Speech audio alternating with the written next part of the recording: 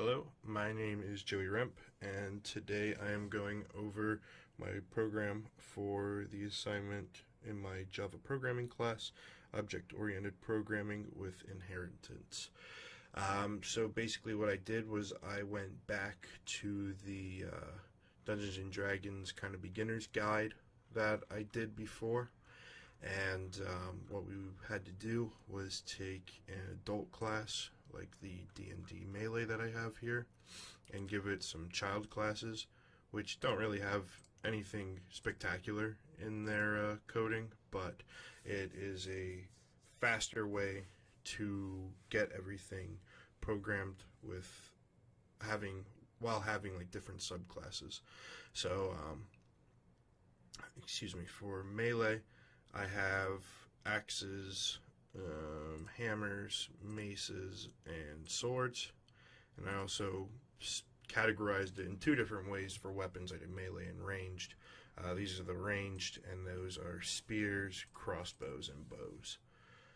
So if we jump into the main program, this is what we did before with the classes, races, and pairings, and then I added in 5 of each weapons. I obviously didn't add in every weapon because that would be absolutely insane to do. Let me figure out what's going on with this real quick.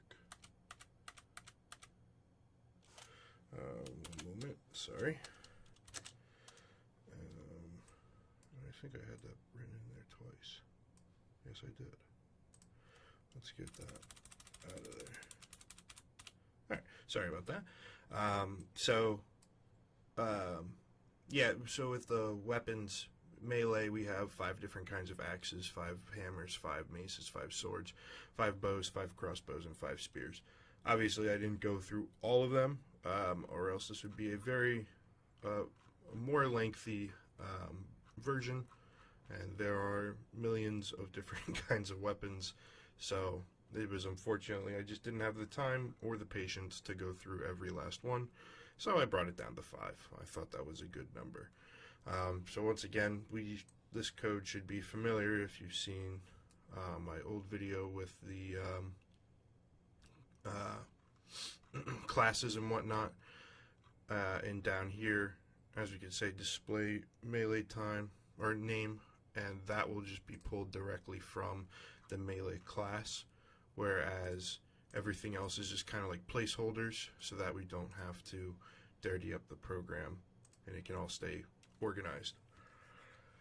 With that all being said, let's go ahead and run it. Once again, I dislike that it starts at the bottom, so we're just going to scroll up. Welcome, new traveler. The hardest part in any Dungeons & Dragons is figuring out what kind of character you'd like to be. Lucky for you, have a gift. Again, this is all just the same stuff. What really is different is after the pairings, we have melee weapons, axes. The Vorpal axe. This weapon is an axe that has a razor sharp edge and is said to have the ability to decapitate foes with a single strike, as its name suggests. This item costs 10,000 gold. It will require a lengthy grind to get this amount of gold, and the damage it deals is 1d8 slashing, which has a critical chance to instantly kill on a critical hit. So, I'm not going to, just like the old one, I'm not going to read through all of these. The one thing I did that I thought was cool was the gold values. I did an if statement, like if it's over 9,000, it will say it will require a lengthy grind to get this amount of gold. 8,000, it will require a grind to get this amount of gold. 5,000 is a common weapon and won't take much effort to get this amount of gold. 6,500 will take a little bit of grinding, and I put in the common ones just to show it off, but this is a common weapon and won't take that much to get. So yeah, I mean, it really is just kind of like displaying each weapon, how hard it is to acquire, and how much damage it ends up dealing. So, I mean, in the long run, it doesn't do that much, like nothing earth-shattering, with this one, but we do get some pretty cool. I really enjoy like the layout of this. This is exactly how I wanted it. But we do get easier access to everything through the parent classes and the child classes.